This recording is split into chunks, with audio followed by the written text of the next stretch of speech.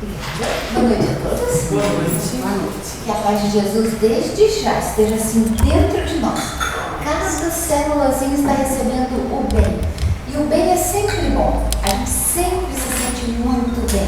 Que a gente possa absorver bastante essa energia, tá bom? Vou fazer assim para ver se vocês não dormiram, se não saíram desse corpinho. Então, o tema da noite foi escolhido para nós e ele chama assim, o que é a carne? E ele está falando sobre como a gente reclama que diz assim, ó, ai, a carne é fraca. Para a gente se desculpar das coisas que a gente faz e quer botar a culpa na carne. Mas essa desculpa, ela não é nova. Ela não é do nosso tempo, ela não é só da nossa geração. É uma desculpa antiquíssima. Tanto é que Paulo, naquela época que ele escrevia as cartinhas lá para os povos, ele mandava carta de Paulo aos Coríntios, carta de Paulo aos Gálatas, carta de Paulo. Ele mandava as cartinhas para os lugares onde ele já tinha aberto grupos de estudo. E essa cartinha ele mandou lá para os Gálatas escrevendo isso. Se vivemos em espírito, andemos também em espírito. Só que a escrita dele às vezes é complicada. Então o que o Emmanuel fez foi pegar textos e escrever essas partes dessas cartas, escrever de uma maneira que a gente entenda melhor. E ele fez esse tema aqui para nós hoje. E Emmanuel, sobre essa frase, escreve assim: quase sempre, quando se fala de espiritualidade, apresentam-se muitas pessoas que se queixam das exigências da carne. Gente, quem é que não reclama nessa vida? Nem vou pedir para os encarnados levantarem as mãos. Por quê? Quem não reclama? Muito raro alguém que não reclama. A gente reclama todo dia. Reclama da temperatura, reclama do sol, reclama da chuva, reclama da falta de dinheiro, reclama da falta de tempo, reclama das crianças, reclama do barulho do vizinho, reclama. Das exigências da carne também. Do trabalho remunerado, da exigência da convivência pacífica, do perdão, todas as coisas que a gente tem mania de reclamar. Verdade? A gente passa a vida reclamando. Parece que a gente é treinado para reclamar. Parece que quem não reclama não está vivendo a vida de verdade. Eu vejo assim, no mundo do trabalho, parece que quem não está estressado não tem responsabilidade. Parece que quem não está reclamando, é uma boa vida. Parece que quem não está ali tenso, sisudo, não está fazendo as coisas direito. A gente é meio louco. O mundo não foi feito para isso.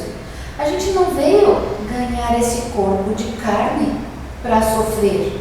A gente veio para aprender, mas nós mesmos transformamos tudo em sofrimento. Ai, se o cabelo arrepia hoje, meu Deus do céu, esse cabelo que não se ajeita, cada vez que se olha no espelho, meu Deus, esse cabelo. Se engordou, ai, esse corpo, ai, meu Deus, ai, o Natal é tão bom, mas a gente engorda uns 4 quilos. A gente só faz reclamar. E aí quer viver bem, e aí quer ter uma boa experiência aqui na carne. É mania de reclamação. Bom, a Emmanuel vai falando bem bonito, eu já vou traduzindo aqui nos miúdos, o que a gente normalmente faz. Ele diz, é verdade que os apóstolos também falaram isso. O que quer dizer isso? Gente, a reclamação é hábito antigo. Junto com o nascimento da humanidade, nasceu a reclamação. A gente já começou a reclamar desde as historinhas figuradas. A Eva comeu a maçã, já começou a reclamação. Por que você comeu a maçã, Eva? Então essas coisinhas, desde que a gente é vivo, desde que a gente teve noção de raciocínio, a gente já começou a reclamar. E aí a perguntinha do tema de hoje. Mas então o que é a carne, gente? O que é a carne? Por que essa carne é fraca? Bom, a carne é um composto de células. A gente estuda na escola desde sempre. Milhares de milhões de células que vão se diferenciando. Cada uma tem um tipinho, cada uma tem uma função. Cada uma dura um tanto de tempo. Quando a gente queima a língua, por exemplo, o corpinho, na hora que a gente queima a língua, aquilo dói, arde, fica incomodando. Quanto tempo leva para a língua estar boa de novo? Diz para mim, quanto tempo a língua está boa de novo? Um dia, 24 horas, né? No outro dia, pode ter queimado só da boca, pode ter mordido a língua, pode ter 24 horas. Então a célula da língua, ela é programada para 24 horas se renovar. Então, cada célula do corpo diz isso só para a gente entender que uma célula nossa incomoda bastante quando está mal e faz para nós, porque a gente não fica regenera a célula, ela vai sozinha. Deus está presente em todas as nossas células. A vida, o bem, está presente em tudo. E pelo nosso pensamento a gente pode melhorar ou atrapalhar essa constituição celular. Todas as células nossas são assim. Isso é a carne. Células que funcionam, que são perfeitas no que tem que ser, que se regeneram e fazem células iguaizinhas sem que a gente tenha que pensar. Quando a gente corta um braço, o que a gente espera? Em 7 dias vai estar certinho, vai fazer uma casquinha, vai voltar, a pele volta ao normal, não é assim? A gente não tem que pensar, e agora o que eu faço? Que símbolo matemático eu tenho que usar aqui para a célula voltar ao normal? O que eu tenho que fazer para voltar? Ela vai voltar. A carne é assim, ela é feita para se auto-regenerar. A carne, é célula. Emmanuel chama de fluidos condensados. Bonito isso, né? Tudo é energia. E a ciência está cada vez mais explorando esse tema. Tudo é energia. E o que é mais material é uma energia mais condensada. Então o nosso corpinho é perfeito, é maravilhoso, funciona direitinho se a gente não atrapalhar, e ele é feito dessa energia condensada, desses fluidos condensados. Faz algum sentido a gente dizer que a carne é fraca? Se você pensar bem o que é a carne, você ganhou esse corpinho para habitar durante um tempo aqui na tua existência. Faz algum sentido você dizer que a tua carne que é fraca? Ah, eu como demais porque a minha carne é fraca. Ah, eu falo mal dos outros, eu tenho essa mania, mas é porque a minha carne é fraca. Ah, eu tenho mania de trair porque a carne é fraca. Faz algum sentido? Diz para mim. Sim ou não? Não faz o menor sentido. Sabe por quê? Porque a gente troca de corpinho e continua com o mesmo hábito. Eu tenho uma tia que ela é bem magrelinha, mas bem magrelinha. Como a minha mãe diz, dá para contar os ossinhos nas costas dela. E a minha mãe sempre olhava para ela nessas festas, nesses encontros de comilança e dizia assim: ai, Regina, vamos trocar de corpinho um pouquinho e num mês eu dou um jeito de encher ele para você, porque você esvazia o meu. O que ela quer dizer com isso? Uma coisa tão simples, trocar de corpinho. O hábito dela de comer a mais, de gostar de comer a mais, vai encher o outro corpinho que é magrelinho. Então, é a carne que é fraca? É o corpinho que come? Não, é o espírito. Você vai trocar de corpinho, você vai continuar no mesmo ritmo. E a Anda morria de rir dizendo assim: ai, Regina, em um ano ele vai estar igualzinho o meu. Porque é assim mesmo. Você troca de corpinho, leva o mesmo hábito que você já tinha e vai fazer com o teu novo corpinho a mesma coisa que você já fazia. Deu para entender até aqui? Então não é a carne que é fraca. A carne é o lugar onde a gente habita. Sabe, quem tem casas para alugar, antes de alugar, vai fazer uma pesquisa para ver se aquele que quer ser o novo inquilino tem condições de habitar ali, né? É o mínimo que a pessoa vai fazer. E lá onde eu trabalho, lá em Romana, tinha uma senhora que era avó de uma menina que trabalhava lá na farmácia. Ela alugava casas assim, ela tinha várias casas para alugar. Era a responsabilidade dela o que as pessoas faziam dentro das casas? É ou não? Não, ela alugava as casas. A pessoa pagava para usar 30 dias a casa. A maioria das vezes dava certo. Ela colocava as pessoas lá, recebia o aluguelzinho dela, estava tudo certo. Mas tinha vezes que ela colocava inquilinos que incomodavam, que botavam som alto e incomodavam a rua inteira, que faziam festa na casa, que faziam várias coisas que incomodavam os outros vizinhos. E para quem que os outros vizinhos iam reclamar? Para ela. A senhora alugou para aqueles lá que só fazem baderna. Ela era corresponsável. Ela tinha que ir lá resolver a questão. A mesma coisa para nós. A gente ganha esse corpinho que é uma casa. E ela realmente é alugada, porque ela não vai durar muito tempo, ela não é tua. Quando você desencarnar, essa casinha aqui que você ganhou vai ficar aqui na Terra. Vai ser colocada numa caixinha de madeira e vai ser colocada em algum lugar. esse corpinho, essa casa está alugada para você por um tempinho de vida, que a gente não sabe quanto é esse tempinho. Se é 40 anos, se é 70 anos, se é 90 anos, se é 110 anos.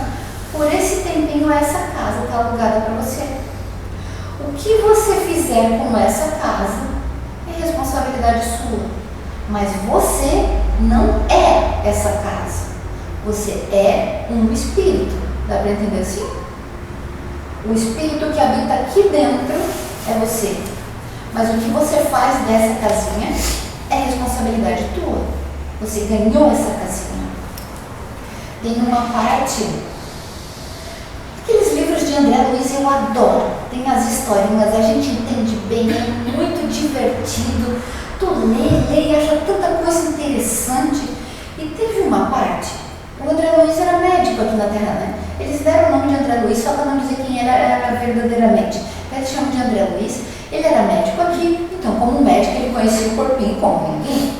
E aí ele começou a estudar lá, e ele tinha méritos, porque ele era bastante esforçado, assim, então ele podia acompanhar vários procedimentos, vários processos na vida daqueles espíritos, para ele entender, e ele queria escrever para a gente como é que funcionava. Então um dia ele recebeu a chance de ver lá num prédio das encarnações.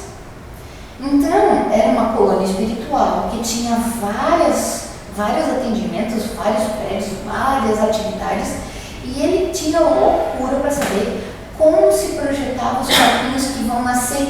Sabe quando você é espírito, você está lá esperando uma chance para reencarnar, e ele queria saber como é que era esse processo, assim, o que acontece antes de você nascer.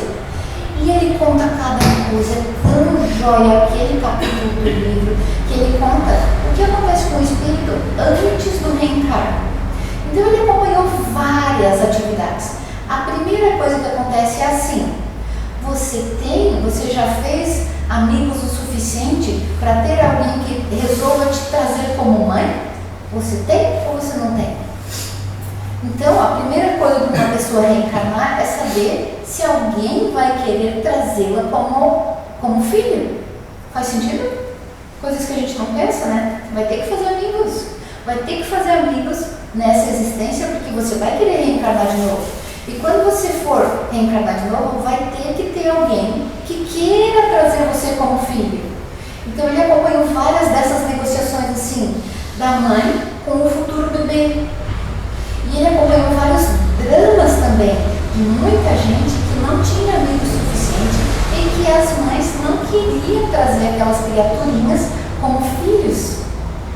Elas iam produzir um corpinho de carne para eles, mas eles tinham que se adequar nessa nova vida. Então, primeira dica, faça amigos, porque você vai precisar de uma mãe. Para ser uma reencarnação melhorzinha, é melhor que você tenha um pai. Um pai responsável, não um genitor. Um pai que acompanhe pelo menos a tua primeira infância. Vai ter que ter mais um amigo, que ele resolva trazer você como filho, que ele tenha coragem de trazer você como filho. Então ele acompanhou várias dessas negociações e não são fáceis. Vocês têm filhos? Ergue a mão para mim quem tem filhos. Vocês participaram dessas negociações.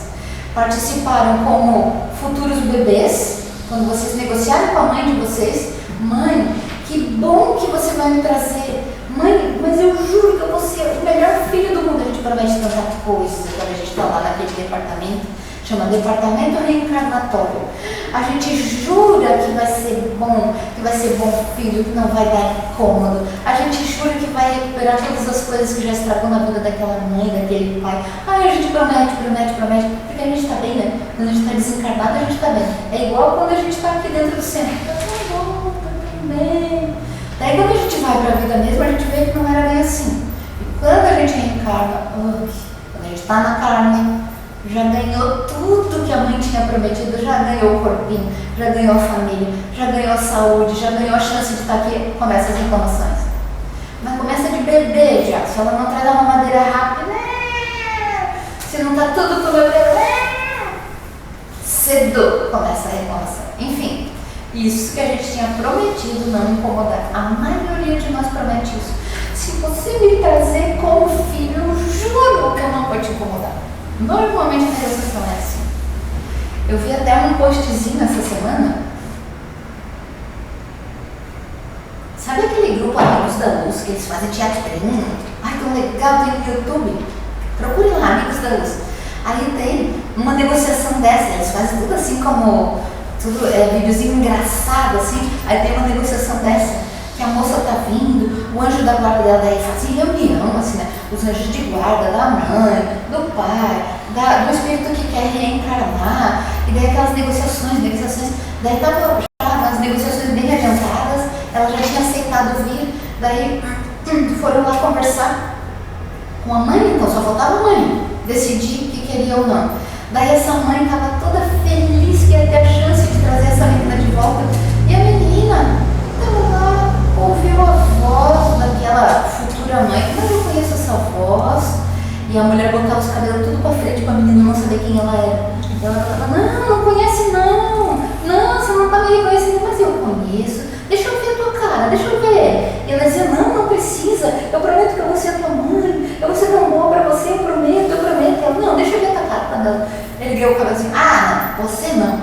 Pensa que não foi assim antes de a gente encarnar, ou quando a gente negociou para ter os nossos filhos. Um lado ou outro está sempre com medo. Pai, não, é com você que eu vou. É o que tem para o momento, é isso aí que a gente vai fazer. Vamos fazer o melhor. E as negociações vão até que as duas partes se acertem. O futuro reencarnante e aquela que vai ter a coragem de trazer. Às vezes essa negociação é feita antes de a mãe reencarnar. Mas na maioria das vezes, a mãe já está reencarnada e desdobrada em sono vai lá negociar. Essas reuniões acontecem quase sempre. Só existe um caso que não tem a reunião, que é quando a reencarnação é compulsória. A pessoa vai encarnar assim, obrigada mesmo. Sabe como a gente diz aqui assim, com a corda no pescoço? Agora tu vai. Quando a mãe diz vai querendo ou não querendo, tu vai. Assim, essas reencarnações compulsórias, obviamente, são as mais difíceis.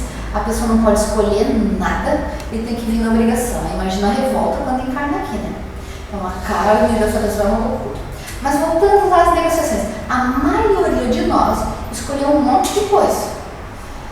Se tinha pai e mãe, ok, já dá para reencarnar. Se a negociação deu certo lá, mãe aceitou, pai aceitou, filho aceitou, ok, vai acontecer. Aí começa a programação dessa encarnação.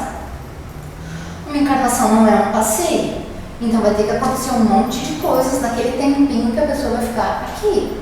Então várias coisas foram organizadas, desde encontros, desencontros, devoluções, todas as coisas que a gente vem fazendo. Tudo que a gente vem fazer é importante. Só que quando chega aqui, o que a gente considera importante? Todas as coisas que não são importantes.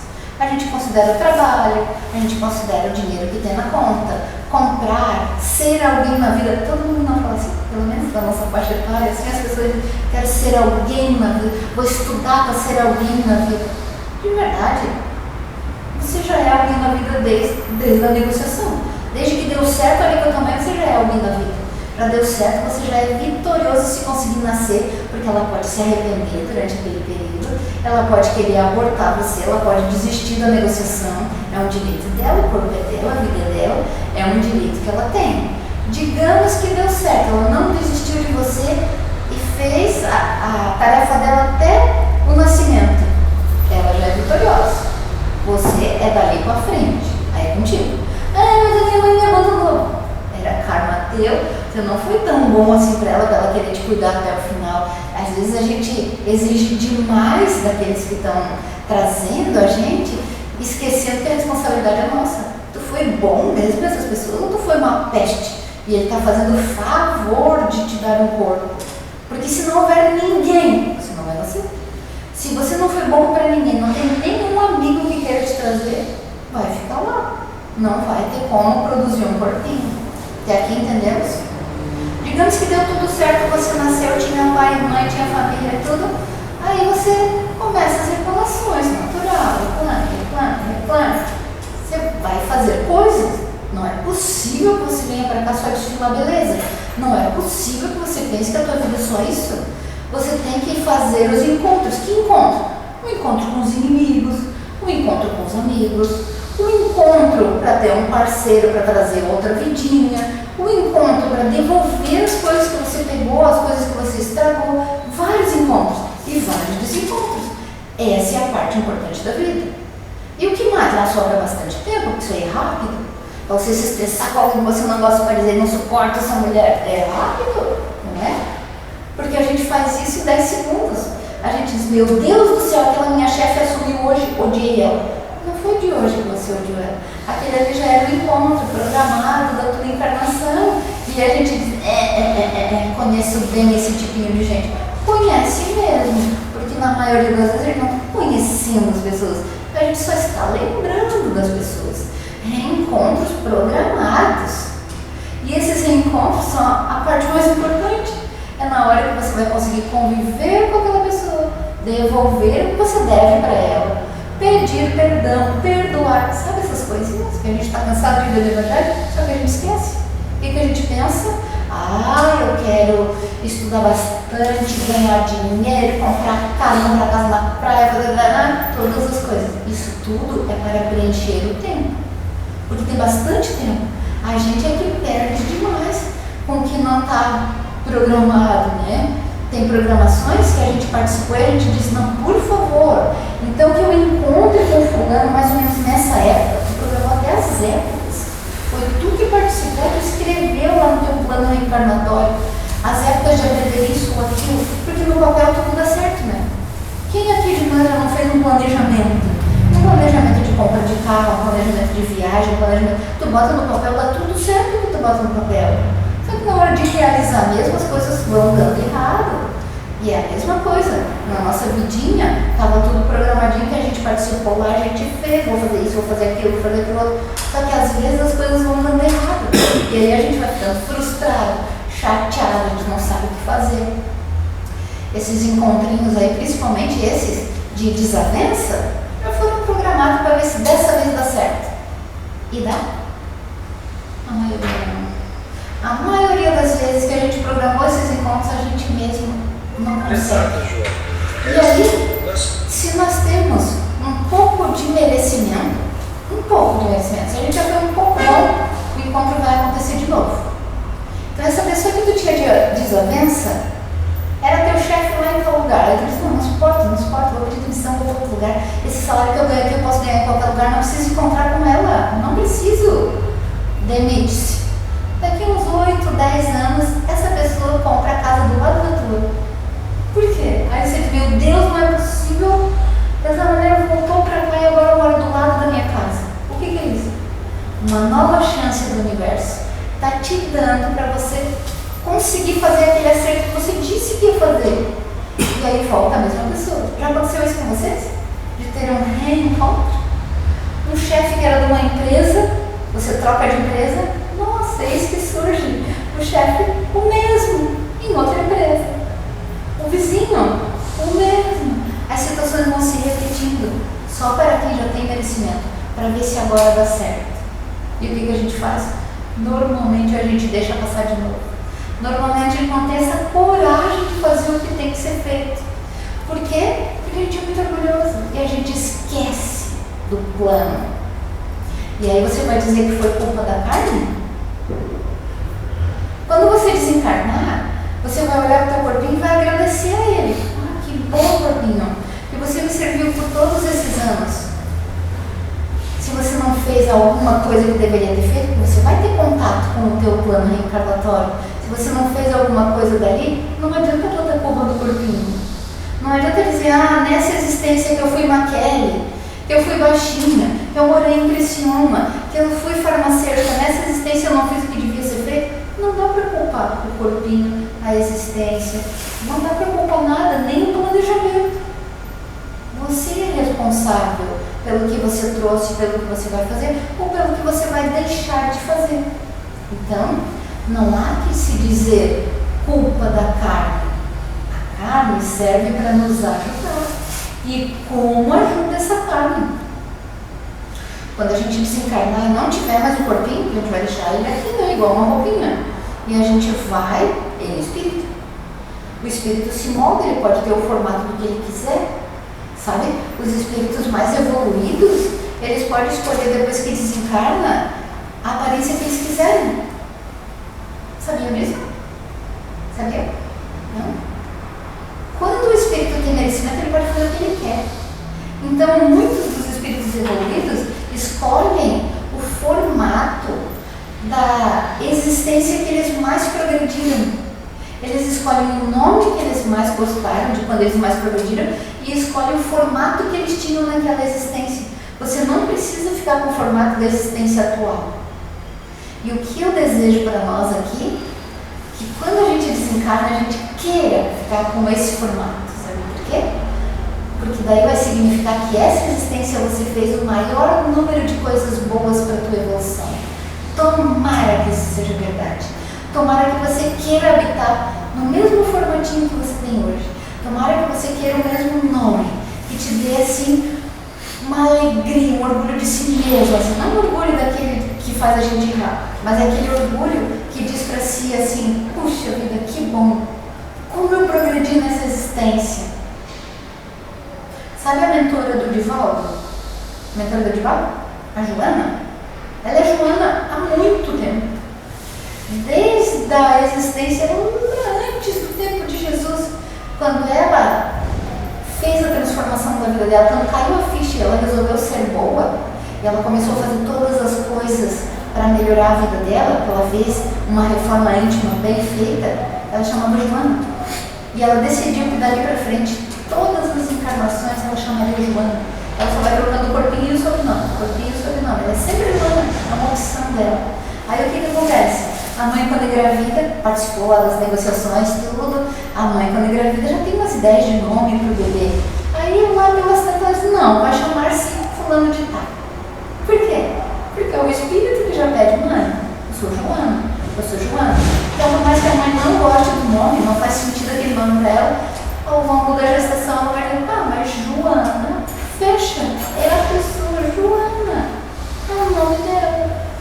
Assim também eu desejo que seja para nós, que nessa encarnação a gente faça amigos, que a gente tenha como ter pai e mãe para próximo, que a gente tenha amigos que resolvam nos trazer com as deficiências que a gente tem. A gente tem um monte, a gente pensa que é bem bonzinho, mas a gente tem um monte de deficiência, a gente incomoda muito.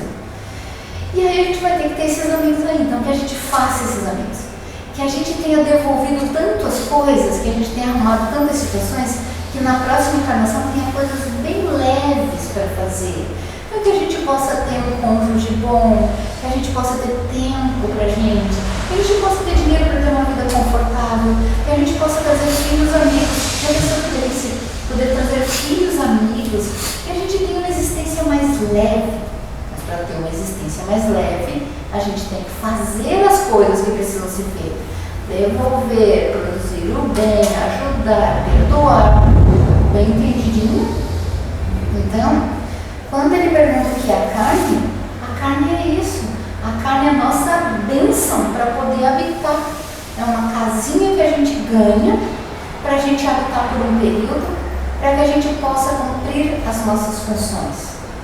Quando nós desencarnarmos e o espírito for sem a carne, nós vamos ter grandes dificuldades, porque o espírito sem a carne não tem filtros, então os obsessores nos encontram mais fácil, porque é só pensamento. A gente, tudo que pensa, todo mundo está vendo. Então, por enquanto, que a gente tem o corpinho, a gente pensa, faz uma carinha de sorriso, a pessoa nem sabe o que a gente está pensando. A espiritualidade sabe. Fica tudo num outdoor, escrito assim, tudo que está se pensando. E quando a gente desencarnar, não vai ter o corpinho para proteger. Tudo que a gente pensa vai estar exposto, todo mundo ouve, o que dificulta muito as coisas quando a gente não é evoluído. E o corpinho, ele nos protege de muita coisa. Tanto é que a gente estraga o corpinho, né? Se a gente fosse bem equilibrado, o corpinho não envelheceria, não ficaria estragado. A gente estraga porque erra demais. A gente pensa demais, pensa mal demais, a gente faz tudo demais, se estressa demais, come demais, incomoda o corpo com várias coisas que não precisava, desde os químicos, a gente come comida química demais, mas a gente faz de um tudo. E além do que, a gente não faz o bem o suficiente para limpar o corpo. que toda pessoa que faz o bem não cansa o corpo. Toda pessoa que faz o bem se sente bem. Toda pessoa que faz o bem rejuvenesce. É só olhar de volta. Quantos 90 e poucos anos ele tem? E olha como está lá. Lindo, lúcido, com uma voz perfeita, viajando, fazendo palestras até no exterior. Puxa vida, a pessoa que faz o bem, ela vai ganhando acréscimos de vida. Então, para nós, para cuidarmos da carne, para encerrar a nossa carninha, a gente precisa se lembrar dessas coisas. São leis naturais e não tem como fugir. A gente sabendo ou não sabendo dessas coisas, vai acontecer de qualquer jeito. Mas agora que a gente sabe, é melhor proteger. Proteger a nossa carninha e proteger o nosso espírito. Fazer o que tem que ser feito, o que você prometeu. Reclamar menos. Começar a elogiar a si mesmo em vez de reclamar. Começar a ter gratidão em vez de ter só pontos negativos. E que a gente tenha essa condição interior de saber que não é o corpo a nossa vida, e sim o espírito. E que o espírito é eterno. E que esse corpinho vai ficar. É importante a gente falar disso. Parece que até nós, os espíritas, temos medo da morte, que é uma passagem, né? Todo mundo fala, é uma passagem, mas quando vai viver a morte mesmo, a gente não sabe. A gente tem medo, a gente fica destroçado. Se hoje à noite viesse aqui a espiritualidade e falasse para nós, vocês todos que estão aqui têm uma semana de vida, a gente ia ficar desesperado. Meu Deus. Então, para que você não fique desesperado, eu também não, comece a fazer o que tem que ser feito.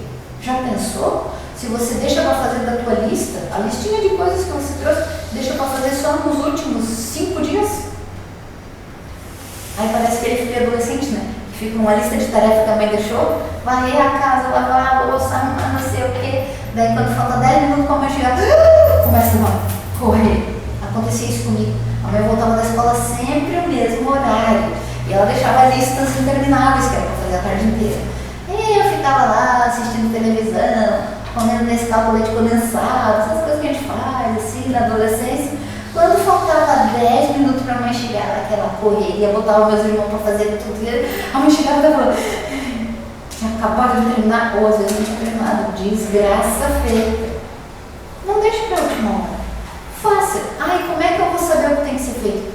O que você tem que fazer bem até você é automático. O que você tem que fazer está morando dentro da tua casa, está no teu trabalho, é teu vizinho, todas as coisas que são responsabilidade tua, já na tua vida. Estão lá. Não precisa ir procurar longe. Eu quero ir fazer um voluntariado na Angola. Não precisa. Faz aí na tua casa mesmo. O que você tem que fazer aí? Quem que você tem que aguentar? Quem que você tem que orientar? Qual é o teu serviço? O que você tem que fazer lá no teu serviço? É teu. O que está na tua vida é teu. Não precisa fugir para outro lugar para buscar uma coisa para fazer. Não. O que está na tua vida é teu, está aqui. Está aqui dentro, pertinho da tua casa. Está aqui em Siderópolis mesmo. Está lá no teu trabalho, está no telefone que você atende, está no WhatsApp que você responde.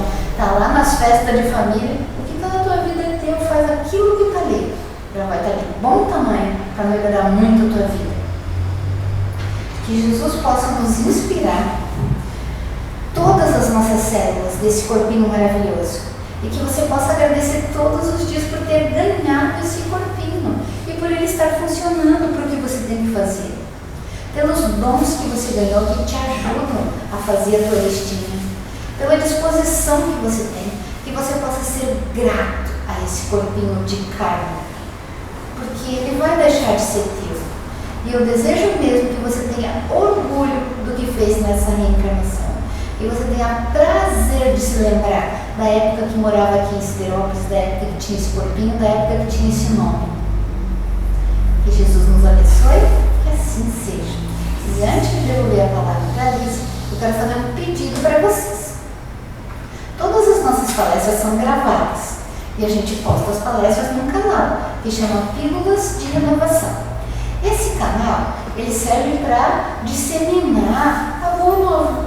Na verdade, a gente tenta imitar o Paulo, né, que mandava as cartinhas dele para ensinar, e a gente quer mandar essas palestras, essa boa nova para todo mundo que precisa. porque a gente está bem. A gente veio até aqui, a gente se arrumou para vir, a gente ouviu a palestra, a gente entendeu, a gente está bem. Mas tem gente que não está.